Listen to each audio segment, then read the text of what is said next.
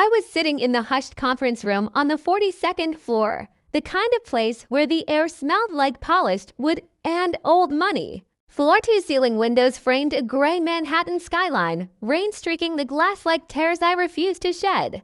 My black dress clung to me, still carrying the faint scent of the funeral home from 2 weeks ago and something sharper, like antiseptic. Across the gleaming table, Mr. Hargrove, my parents' attorney, adjusted his glasses and cleared his throat for the third time. "Jenna," he said gently, "are you ready?" I nodded, though my stomach twisted into knots. My hands rested in my lap, fingers digging into the fabric of my dress. Mom and Dad were gone. A car accident on the Taconic, the kind of random cruelty that still felt like a bad dream I couldn't wake from. And now this. Hargrove began reading from the thick document, his voice steady and professional. "To my daughter, Kayla Anderson, I leave nothing. She is hereby fully and irrevocably disinherited." The words landed like a slap. I blinked hard, staring at the rain. Kayla, my sister. The one who had always been the golden child in their eyes until she wasn't. Until everything unraveled, he continued, detailing the assets. The family brownstone in Brooklyn Heights. The investment portfolio. The shares in Dad's real estate development firm. All of it $37 million coming to me. Jenna Anderson. The quiet one. The responsible one. The daughter who had quietly helped manage their books during Dad's last health scare. The one who showed up for Sunday dinners even when work and marketing pulled me in 100 directions. My throat tightened. 37 million. It should have felt like winning the lottery. Instead, it felt like a weighted blanket pressing down on my chest, heavy with the ghosts of every family dinner ruined by tension, every whispered argument I'd overheard as a kid. I pictured Mom's tired smile, Dad's calloused hands from years of building something from nothing. They had chosen me. After everything, Jenna. Hargrove's voice pulled me back. "There are some papers to sign. We can take our time." I reached for the pen, my fingers trembling just enough that I had to steady my wrist with the other hand. The ink flowed across the line, my signature looking foreign on the crisp white page. Done. It was real. That's when my phone buzzed on the table. The screen lighting up with her name, Kayla. A photo from years ago popped up, her smiling wide at some beach vacation. Arms slung around my shoulder like we were best friends. I hadn't changed it. Habit. Or maybe some pathetic hope that one day it wouldn't sting. I stared at it, the vibration humming against the wood.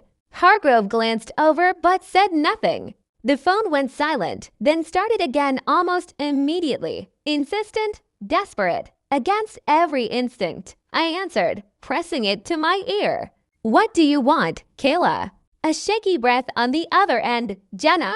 "Oh God, Jenna, thank you for picking up." Her voice cracked. The same theatrical lilt she'd perfected growing up. The one that always got her out of trouble. But this time it sounded raw, edged with something real. I didn't know who else to call. Mom and Dad. They're really gone. The funeral was. I wasn't even invited. I closed my eyes, leaning back in the leather chair. The rain pattered harder against the window. You know why? A long pause. I could hear traffic noise in her background, horns blaring, like she was outside somewhere exposed. "I'm sorry for everything. I know I messed up. But Jenna, I'm pregnant. 8 months now. I've been crashing on friends' couches, but no one wants a pregnant woman taking up space. The baby's kicking all the time, and I have nothing. No money, no place. Our parents disowned me. And now they left you everything. Please, you're my sister.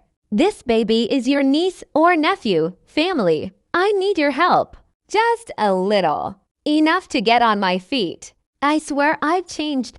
Her words tumbled out faster, voice thickening with tears that I could almost see big. Dramatic drops rolling down her perfectly symmetrical face. The kind that used to make Dad soften instantly. I gripped the phone tighter, my knuckles whitening. Memories flashed and bitten. Kayla at 16, borrowing my favorite sweater without asking and returning it stained with some boy's cologne. Kayla at my wedding, whispering to Ryan about how Jenna's always been a bit uptight, hasn't she? The way my chest had ached even then. Kayla, I said, my voice low and even, though my heart hammered against my ribs. You slept with my husband, in my bed. You told me you were carrying his child while I was still processing that we couldn't even conceive. And now you want help. She let out a sob. It was a mistake. Ryan was vulnerable, and I was lost. But this baby, it deserves better than me struggling alone. Jenna, please. I'm begging you. I'll do anything. Come stay with you, work it off, whatever. Don't leave me like Mom and Dad did. The room felt smaller, the air thicker. I stood up abruptly, walking to the window, forehead pressing against the cool glass. Below, yellow taxis crawled through the downpour. My reflection stared back, pale cheeks, dark circles under my eyes that no amount of concealer could hide. I wanted to scream at her, to list every way she had chipped away at my life since we were kids. The rumors at school. The stolen opportunities. The way she made me feel invisible in my own home. Instead, I whispered, I have to go. Jenna, wait. I ended the call, thumb pressing hard on the screen until it went black. My breath fought the glass. Hargrove watched me quietly from the table, concern etching his features. Everything all right, Miss Anderson? I turned, forcing a small nod, though my legs felt unsteady. Just family. The word tasted bitter. I gathered my bag, the weight of the inheritance documents suddenly feeling like chains rather than freedom. As I stepped toward the door, her words echoed in my head, pregnant, alone, begging, but I knew better. I knew the full story, the years of hell she put me through, the way she smiled while tearing my world apart. Still, as the elevator descended, a cold shiver ran down my spine. What if this time the baby changed things? What if she really had nowhere else to turn? I stepped out into the rainy street, pulling my coat tighter. Little did she know, I was about to unravel everything for the world to hear. Starting from the very beginning, when we were just two sisters in that big Connecticut house, and she decided I was the enemy. My phone buzzed again in my pocket. Another call from Kayla. I didn't answer, but the screen glowed insistently as I hailed a cab, the city lights blurring through the rain. This wasn't over. Not by a long shot. I stepped into my Brooklyn apartment, the door clicking shut behind me like a period at the end of a sentence I wasn't ready to write. The space felt too quiet after the chaos of the lawyer's office, the rain outside muffled against the windows, my wet coat dripping onto the hardwood. I kicked off my heels, the cool floor grounding me for a second, and poured a glass of water with hands that still wouldn't stop shaking. Kayla's voice lingered in my ears, that familiar mix of desperation and entitlement, pregnant, begging, as if the past could be erased with a few tears. Asterisk, I sank onto the couch, pulling a throw blanket over my lap. The one Mom had knitted during her last good year, soft blue yarn that still smelled faintly of her lavender soap. My eyes burned. To understand why that phone call gutted me the way it did, I had to go back to the big white colonial in suburban Connecticut, where the lawn was always perfect and the secrets rotted underneath. Asterisk, we grew up in a house that looked like it belonged in a magazine. Sunlight streamed through tall windows onto polished oak floors. Dad built his real estate empire from the ground up, coming home smelling of sawdust and ambition. Mom kept everything running: PTA meetings, charity galas, the illusion of the perfect family. And then there was us. Kayla, 3 years older, with her cascade of dark curls and a smile that could charm birds from trees. And me, Jenna, the smaller, quieter shadow with straight brown hair that never quite cooperated and eyes that noticed too much. Asterisk, I was 8 the first time I realized my sister didn't just tease. She destroyed. It was Christmas morning. I had begged for this doll all year, a soft rag doll with yarn hair and a stitched smile, the one I'd circled in the catalog until the page was worn. I tore open the wrapping paper, heart soaring, only to find the box empty except for a note in Kayla's looping handwriting. Finders keepers, crybaby, asterisk Kayla. I ran to the living room, clutching the empty box, tears already spilling. She sat by the tree in her new pink robe, legs crossed like a queen, playing with her own gifts. Asterisk mom looked up from her coffee, brow furrowed but soft. Jenna, honey, what's wrong? Asterisk she took my doll. I thrust the box forward, voice wobbling. Asterisk Kayla's eyes widened in perfect innocence. I don't know what she's talking about, Mom. Jenna always loses her stuff. Remember her backpack last week? Asterisk Dad chuckled from his armchair, ruffling Kayla's hair. Come on, kiddo. Sisters share. It's probably under the couch. No need for waterworks. Asterisk I searched for hours. Found nothing. That night, I cried into my pillow until it was soaked, listening to Kayla humming happily in the next room. The doll reappeared weeks later in her closet, one arm torn off. She claimed she found it. I never got it back. Asterisk by middle school, the pattern was carved in stone. I'd come home from soccer practice, my one escape, legs aching and cheeks flushed to find my diary open on her bed. Pages ripped out, the ones where I'd written about liking Tommy Reynolds, the boy with the freckles, in math class. The next day at school, everyone whispered. Tommy cornered me by the lockers, face red. Your sister said you're a stalker. Stay away from me, weirdo. Asterisk I confronted her in the kitchen that evening, the smell of Mom's meatloaf filling the air. My backpack still hung heavy on my shoulder. Why did you do that?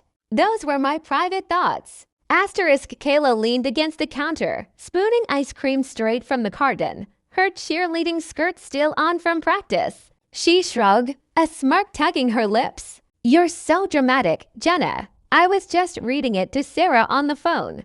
It's not my fault she has a big mouth. Besides, Tommy's too good for you anyway. Asterisk girls, Mom called from the dining room, voice tired. No fighting.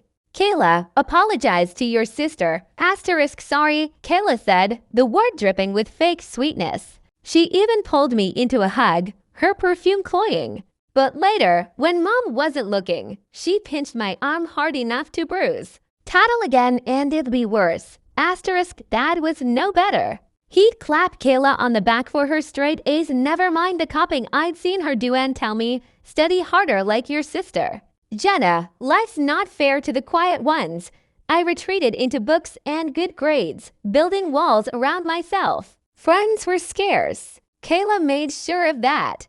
Rumors followed me like shadows. I was jealous. I was weird. I wet the bed until I was 12, a lie she spread after one nightmare. Asterisk high school hit hardest. I was 16, finally blooming a little, joined the debate club, had a tentative crush on Alex from history class. We talked between periods, his laugh making my stomach flip. One Friday, I came home early from a club meeting.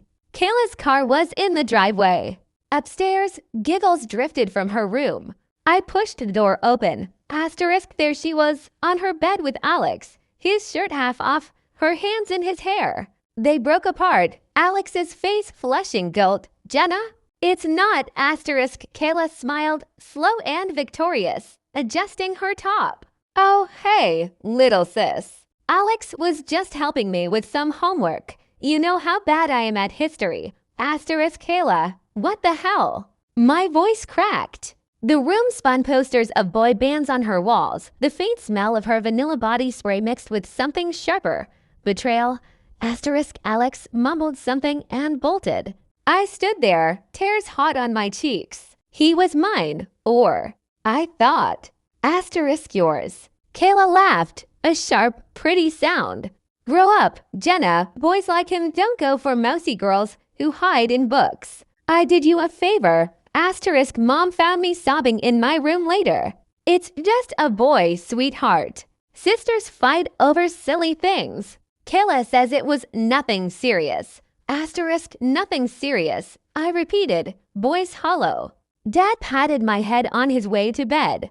Plenty of fish, kiddo. Asterisk I stopped telling them anything after that. I threw myself into schoolwork, earning a scholarship to NYU that got me out. Packing my bags the summer after graduation, the house felt smaller, suffocating.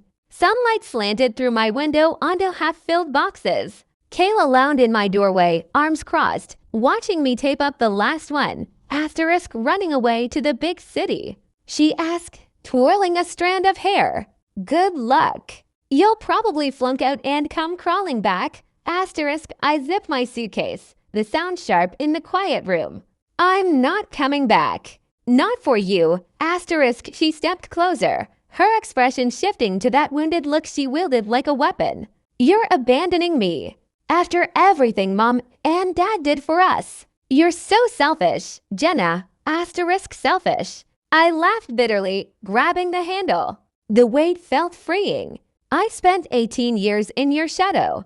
I'm done. Asterisk downstairs. Mom hugged me tight, eyes misty. Call every week. And try to get along with your sister. Asterisk Dad slipped me some cash. Make us proud. Asterisk Kayla watched from the porch as I loaded the car, her smile tight.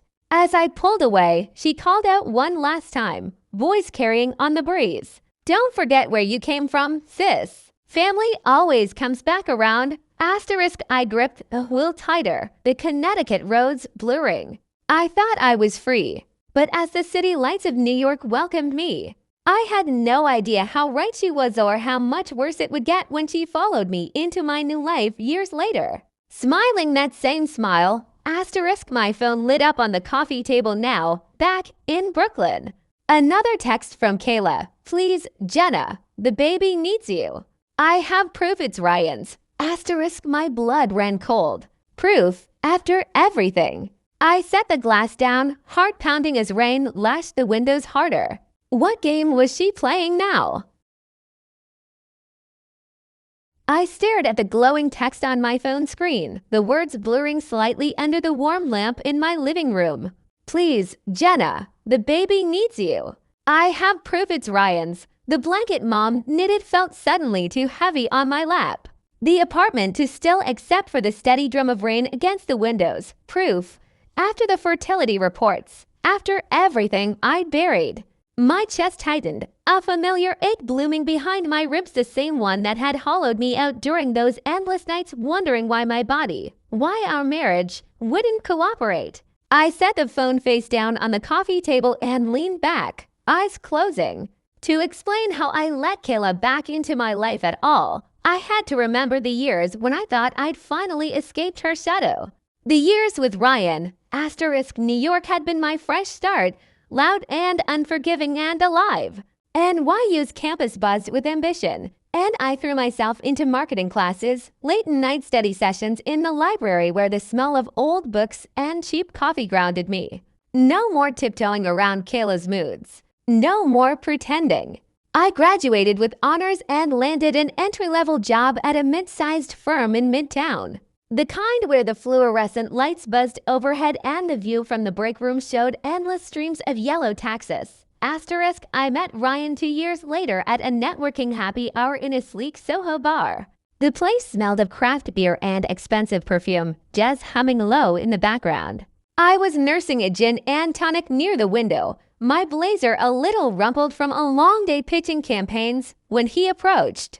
Tall, with warm hazel eyes and an easy smile that crinkled the corners. His button-down was rolled at the sleeves, revealing forearms dusted with light hair. Asterisk, mind if I join you? He asked, voice smooth but not slick. You look like the only sane person in here. Asterisk, I laughed despite myself, the sound surprising me. That obvious. I was just calculating how many more minutes until I could escape to my couch. Asterisk, we talked for hours. He was in finance, the stable type who loved bad dad jokes and Sunday morning runs in Central Park. Our first real date was a picnic in Brooklyn Bridge Park, simple turkey sandwiches he packed himself. The river glittering under the sun as seagulls wheeled overhead. He listened when I told him bits of my childhood, not the full darkness, just enough. Sounds like you built yourself from scratch, he said, squeezing my hand. His palm was warm, calloused from weekend projects fixing up his apartment. For the first time, I felt seen without the weight of comparison. Asterisk 6 months later, we were inseparable. He proposed on a crisp autumn evening in that same park, down on one knee with a simple diamond that caught the streetlights. Jenna, you make the chaos worth it. Marry me. Asterisk tears stung my eyes as I nodded, pulling him up into a kiss that tasted like hope and salt. The wedding was small, intimate 50 people in a Brooklyn brownstone venue with string lights and wildflowers. Mom and Dad flew in, beaming. Kayla sent a generic card from wherever she was chasing opportunities in LA. No drama. Jess S. The first years of marriage felt like a dream I was afraid to wake from. Our apartment in Park Slope had tall ceilings and creaky floors that we filled with laughter. Mornings meant coffee brewing while Ryan read the news aloud, his voice rumbling. Evenings, we cooked together, him chopping vegetables with precise cuts, me stirring sauce, bumping hips to old playlists. We talked about the future, kids, a house upstate someday, growing old on a porch swing. Sex was tender, passionate, the kind where we lingered afterward, tangled in sheets that smelled like us. But 2 years in, the ache started. My period arrived like clockwork. Each time a quiet punch. We tried. Charts, vitamins, timed everything, nothing. I sat on the edge of our bed one rainy afternoon, the same gray light filtering through the windows as today, holding a negative pregnancy test. The plastic felt cold in my palm. Ryan knelt in front of me, his hands on my knees, eyes soft with shared pain. K, he murmured, then brushing my cheek where a tear had slipped. It's okay. We'll figure it out. Doctor's appointment next week, right? Team effort. I nodded, swallowing the lump in my throat. What if it's me? What if I can't give you this? He pulled me into his chest, his heartbeat steady against my ear. Then we adopt, or try IVF, or just be the cool aunt and uncle. I married you, Jenna, not a baby maker. The specialist's office was sterile, beige walls, and diagrams of reproductive systems that made my stomach flip.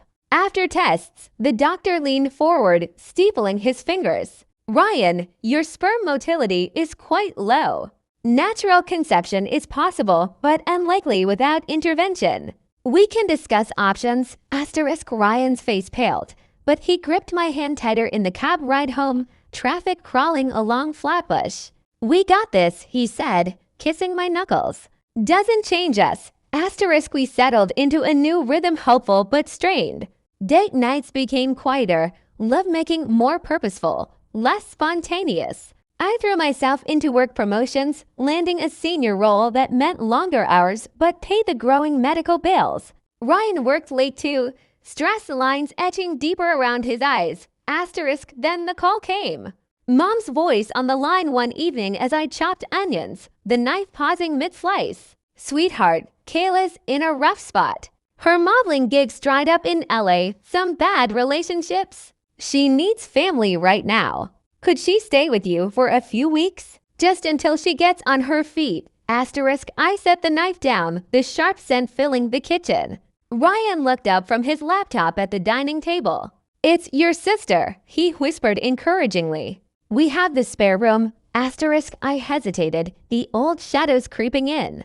But Mom sounded weary, and Dad's health had been iffy. A few weeks, I agreed. That's it. Kayla arrived 2 days later with 2 suitcases and a bright smile, her curls tousled from the flight. She hugged me at the door, perfume enveloping me like a trap. Jenna, you look amazing. City life suits you. Her eyes flicked over our apartment, a framed wedding photo, the cozy throw pillows. And Ryan, wow, even handsomer than the pictures. Ryan chuckled, taking her bags. Good to finally meet you in person.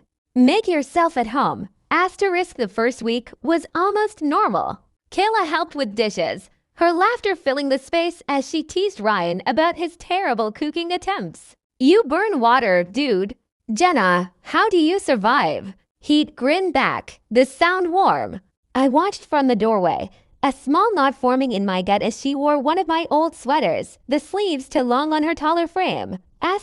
By week 3, the few weeks stretched. She'd linger at breakfast, asking Ryan about his work stresses. Must be tough, carrying all that. Jenna's lucky to have you. Subtle. Harmless, I told myself. But I noticed him coming home later, the way his hand would brush hers passing the salt. Inside jokes blooming like weeds. One night, I came home from a client dinner to find them on the couch, a half-empty wine bottle between them. Kayla's head tilted close as she laughed at something he said, her hand resting lightly on his arm. Ryan straightened when he saw me, smile flickering. Asterisk, hey, babe. Kayla was just telling me about her LA disasters. Asterisk, I forced a smile, the apartment suddenly feeling smaller, the air thicker with unspoken things. Long day.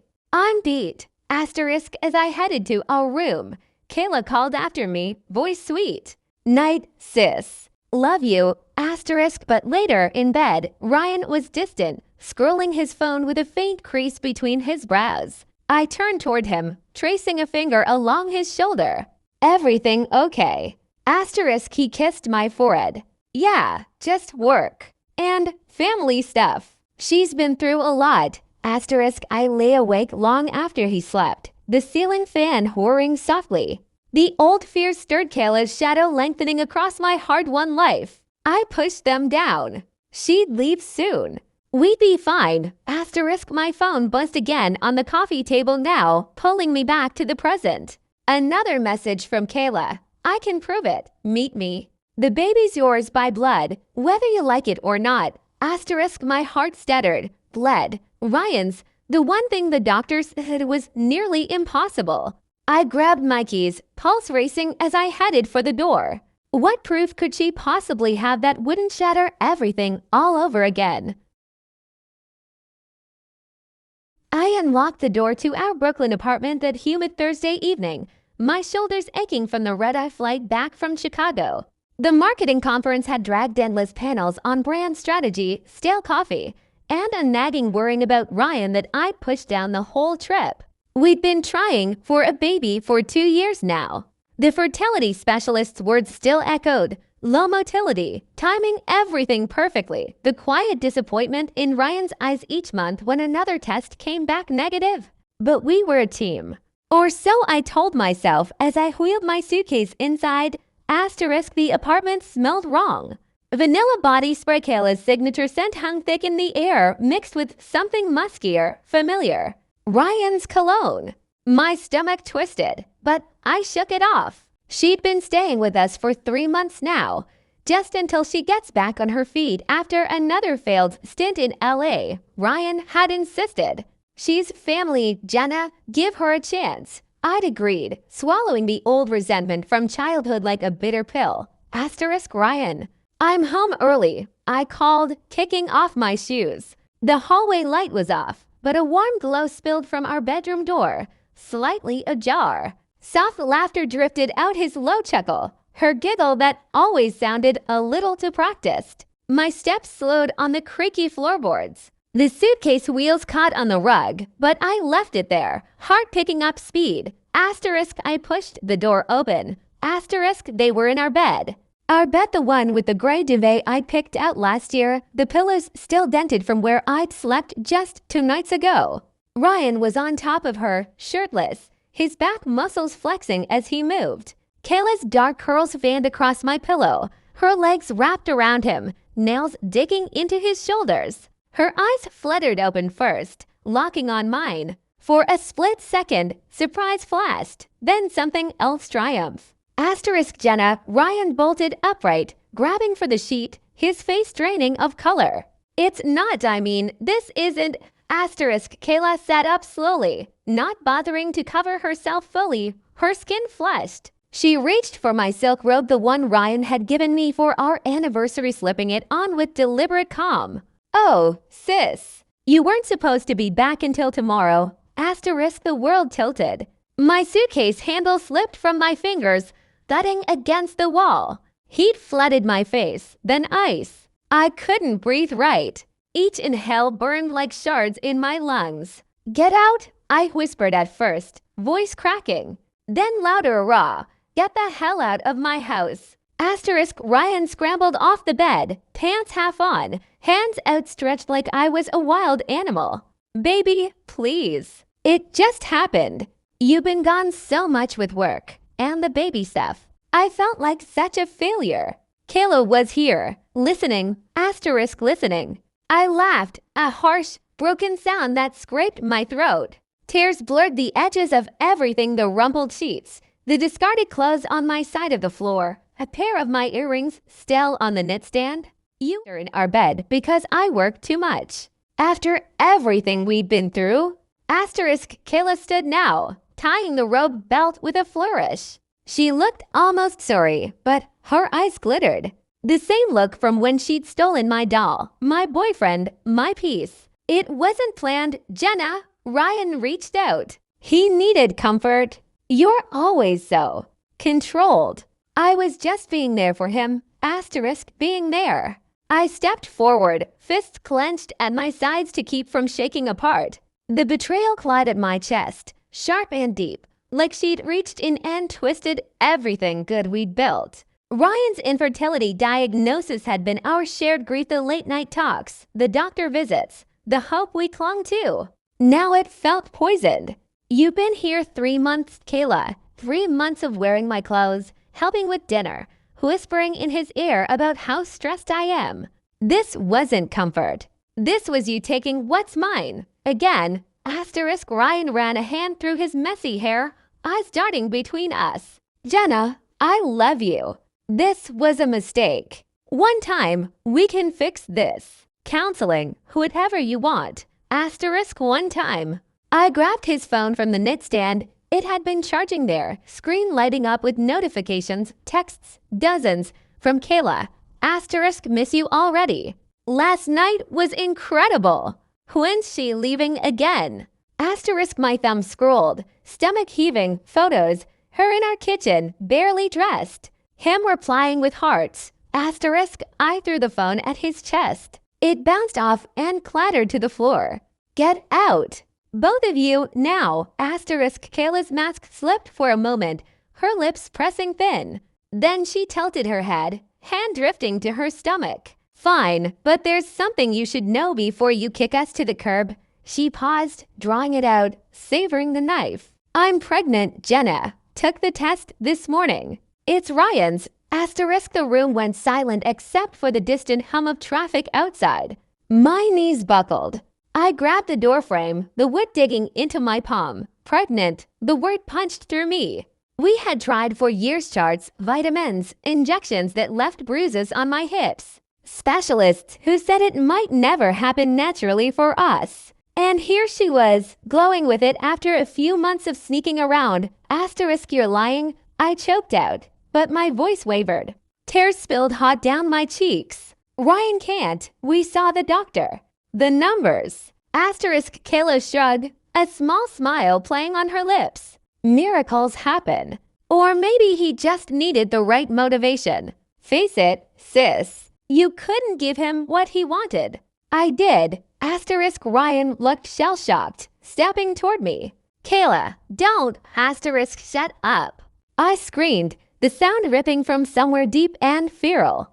I shoved him back, hard, my hands connecting with his bare chest. He stumbled. Both of you, out. Take your things. I don't care where you go. We're done. They gathered close in tense silence. Kayla humming softly under her breath like this was just another Tuesday. Ryan kept glancing back, murdering apologies that landed like ash. I stood in the living room, arms wrapped around myself, watching them leave. The door slammed. The apartment echoed empty. I slid to the floor, back against the couch, sobs tearing through me until my ribs hurt. The infertility reports sat in the drawer across the room, proof this couldn't be real. Or could it? The doubt gnawed, mixing with the rage and grief until I couldn't tell them apart. My sister, my husband, the baby I dreamed of, handed to her on a silver platter of betrayal. My phone lay nearby. With trembling fingers, I dialed my parents' number. Mom picked up on the second ring, her voice warm and unsuspecting.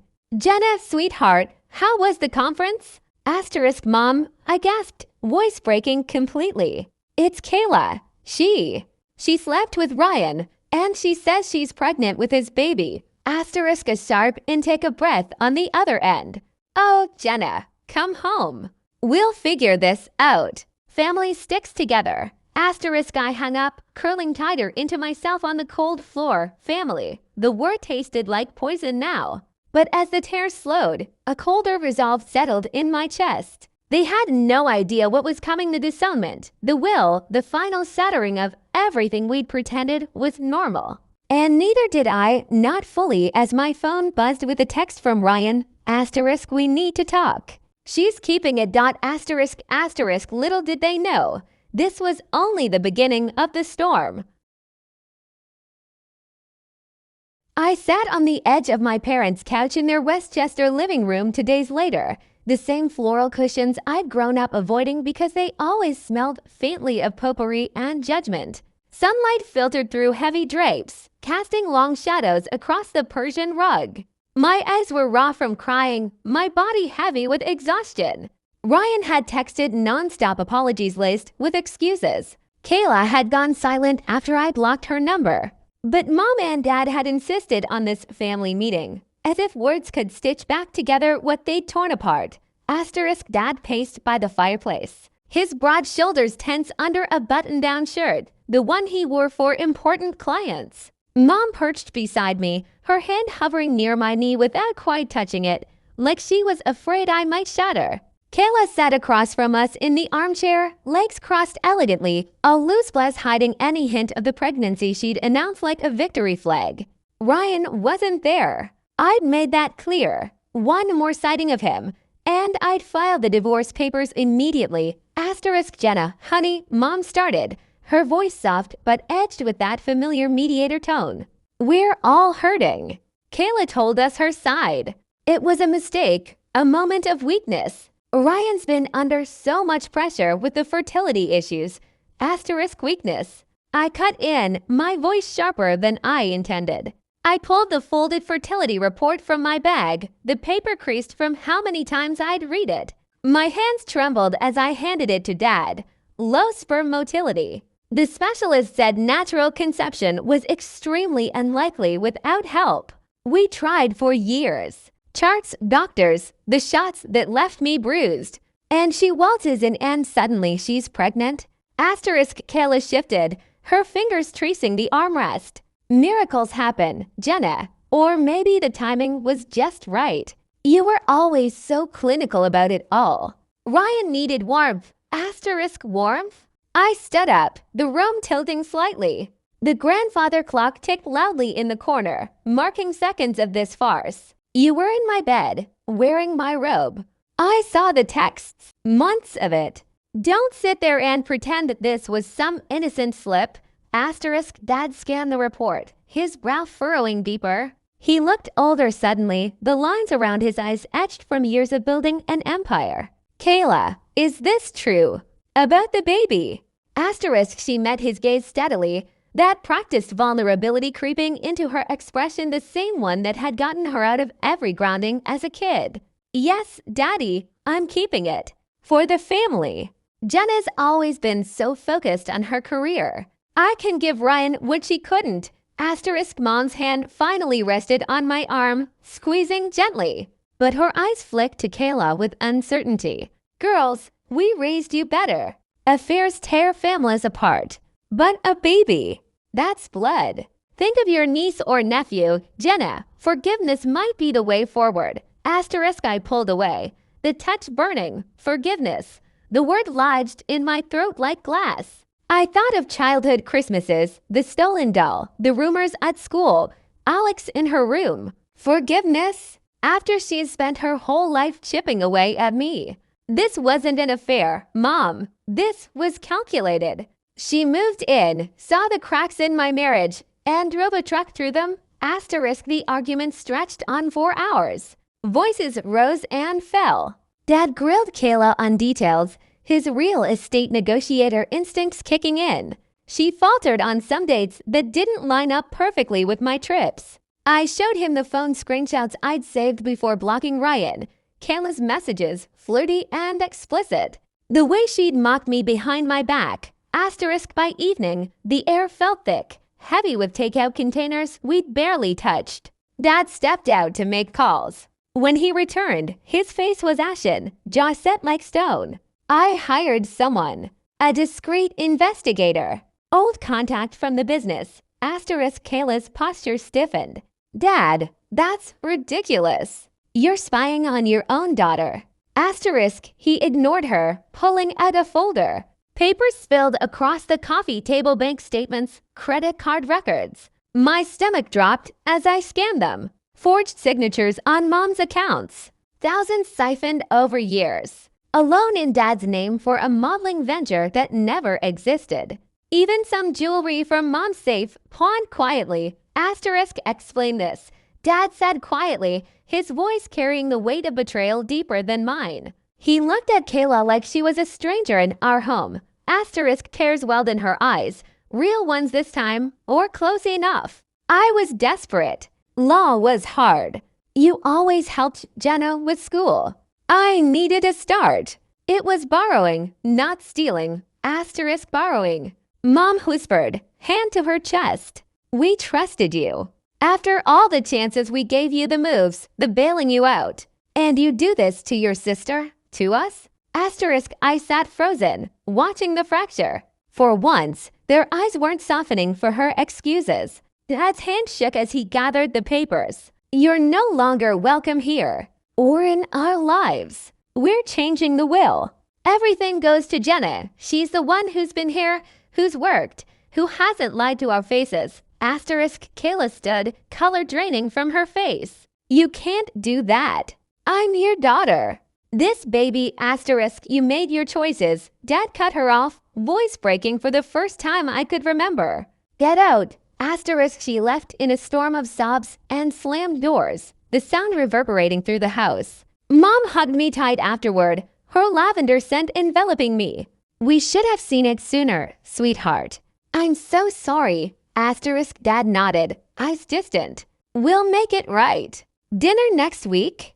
Just us. Asterisk, I drove back to Brooklyn that night with a fragile hope flickering in my chest. They had chosen me. Finally. Asterisk, 3 weeks later. The call came at 2 a.m. I fumbled for my phone in the dark, heart already racing from some instinct. Asterisk, it was the state police. A car accident on the Taconic Parkway. Dad swerved to avoid debris, they said. Hit a guardrail. Both gone instantly. The words blurred together details about the scene, condolences, arrangements. I dropped the phone, sliding to the floor of my apartment as a guttural sob tore from my throat. The same couch, the same blanket.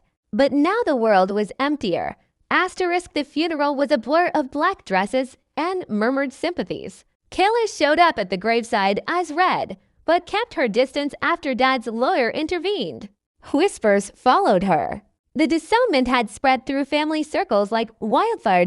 Asterisk, a week after that, I sat once more in Mr. Hargrove's Manhattan office, the same mahogany table, the rain streaking the windows again. He read the updated will aloud, his voice steady. The brownstone, the investments, the business shares, $37 million, all mine.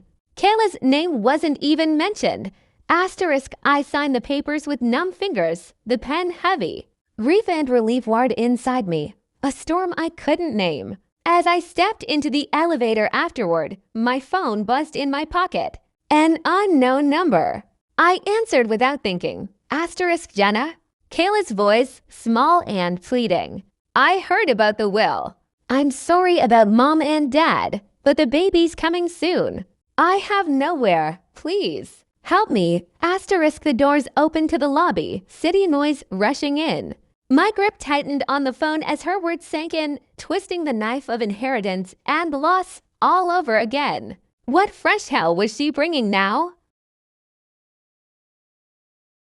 I sat at the corner table in the small cafe in Brooklyn Heights, the one with the exposed brick walls and the faint aroma of fresh espresso mingling with rain-soaked pavement from outside. Late afternoon light filtered through the fogged windows, casting long shadows across the wooden tabletop. My fingers traced the rim of my untouched latte, the ceramic warm but not enough to chase the chill from my bones. 8 months had passed since that devastating night in my apartment, since the funeral, since the will reading that handed me a life I never asked for. $37 million, and all I felt was the weight of it pressing on my chest. Kayla arrived 10 minutes late, her belly prominent under a faded gray sweater that strained at the seams. She moved slowly, one hand supporting her lower back, the other clutching a worn tote bag. Her once vibrant curls hung limp around her face, dark circles bruising the skin under her eyes. She spotted me and offered a tentative wave, the kind that used to disarm our parents. Today, it just looked exhausted. "Jenna," she said, lowering herself into the chair across from me with a soft grunt. "Thank you for meeting me." "I didn't think you would." I studied her, the way her fingers trembled as she ordered a decaf herbal tea from the passing barista. No smirk this time. No triumphant glint. Just raw, hollow need. "I almost didn't," I replied, my voice steady despite the storm inside. The betrayal still lived there, a scar that pulled tight with every breath. But I needed to see this through. For the baby, if nothing else. She nodded, eyes glistening as she rested both hands on her bump. A small kick rippled under the fabric, visible even from where I sat. She's active today. Kicking like she knows her aunt is here. Her voice cracked on the word aunt. "Jenna, I'm sorry. For Ryan. For the affair. For every shitty thing I did growing up. I was jealous. You were always the smart one, the good one. Mom and Dad saw it eventually. I was drowning, and I dragged you down with me. But this baby, she's innocent. I have no savings, no place after the shelter kicked me out last week. Please help us. A loan, a room, anything. I'll sign whatever papers." I've changed. Her words hung between us, heavy as the rain starting to patter against the glass again. I remembered the little girl I'd once been, clutching an empty doll box on Christmas morning. The teenager watching her sister steal yet another piece of her heart. The wife walking in on the ultimate violation. My throat tightened, but I didn't look away. Instead, I slid a manila envelope across the table, the paper cool and crisp under my fingertips. "I had a test done," I said quietly. "Prenatal paternity. Paid extra for the rush." Results came back yesterday. Kayla's hand froze midway to her tea. Color drained from her face. "What? How did you? Doesn't matter how." I kept my tone even, though my pulse thrummed in my ears. 0% match with Ryan. The baby isn't his. You were seeing someone else the whole time you were in our apartment. Probably that ex you mentioned in passing, the one from OA. Or whoever else filled the gaps. She stared at the envelope like it might bite her, then snatched it open with shaking hands. Her eyes scanned the document, lips moving silently. A tear slipped down her cheek, splashing onto the page. I thought it was his. Or I wanted it to be. It would have fixed everything. Made them see me as the one who could give them a grandchild. Her voice dropped to a whisper, raw and broken. "I messed up again. God, Jenna, I'm so tired of messing up." The cafe hummed around us, baristas calling orders, a couple laughing softly at the next table. I watched my sister crumble, the queen who had ruled my nightmares reduced to this, a pregnant woman with nowhere left to run. Part of me ached for her, the blood we shared pulling like an old tide. But the bigger part, the one that had survived her shadows, stood firm. "I won't give you money directly," I said, folding my hands on the table. My nails pressed into my palms, grounding me. "No handouts that let you drag this cycle forward. But the baby deserves a chance. I've set up a trust. Education, medical care, a modest housing stipend until she's 25. It's managed by a third-party lawyers, accountants. You get nothing from it, no access. If you try to contest or use her to reach me, it dissolves. And if I hear you're unfit drugs, neglect, whatever, I'll make sure she's placed somewhere safe." Kayla wiped her face with the back of her hand, smearing mascara. "You'd do that? Take her from me." "I'd make sure she doesn't grow up the way we did," I countered, the words tasting of both pain and release. In a house full of lies and competition. I loved our parents, but they failed us both in different ways. "I'm breaking that." She sat there for a long moment, the fight draining from her posture. "You really have all that money now. The house, the investments. And I have nothing." "It's almost funny. It's not funny," I said softly. "It's survival." I stood, leaving cash for both our drinks. The rain had eased outside, leaving the streets glistening under streetlights. As I buttoned my coat, Kayla reached out, her fingers brushing my sleeve. "Jenna, wait. There's one more thing." I paused, heart clenching despite myself. Her eyes held a flicker of something fear, maybe regret. "Ryan called me yesterday. He found out about the will, about the money. He wants to talk. Says he has proof the baby could still be his, some new doctor or whatever. And he mentioned something about mom and dad's accident, a detail the police missed. He thinks it wasn't random." The words landed like a fresh wound, reopening doubts I'd buried under paperwork and therapy sessions. Ryan, after everything. And the accident twisted metal on the taconic, the official report calling it driver error. I pulled my arm away, stepping back into the cool evening air, the city lights blurring slightly through the lingering mist. I walked away without answering, my steps measured on the wet sidewalk. The trust papers were signed. My foundation for women escaping family betrayals was gaining traction. I had started seeing someone new, a kind architect who listened without trying to fix me. Peace was close, tangible. But as my phone vibrated in my pocket with an unknown number, Kayla's warning echoed. What if the storm wasn't over? What if the final twist was still waiting in the shadows, ready to pull me back under? If this story reminded you that dignity isn't a job title, share it with someone who needs to hear it. Drop a comment, tell me which part touched you the most, hit like, subscribe, and I'll see you in the next one.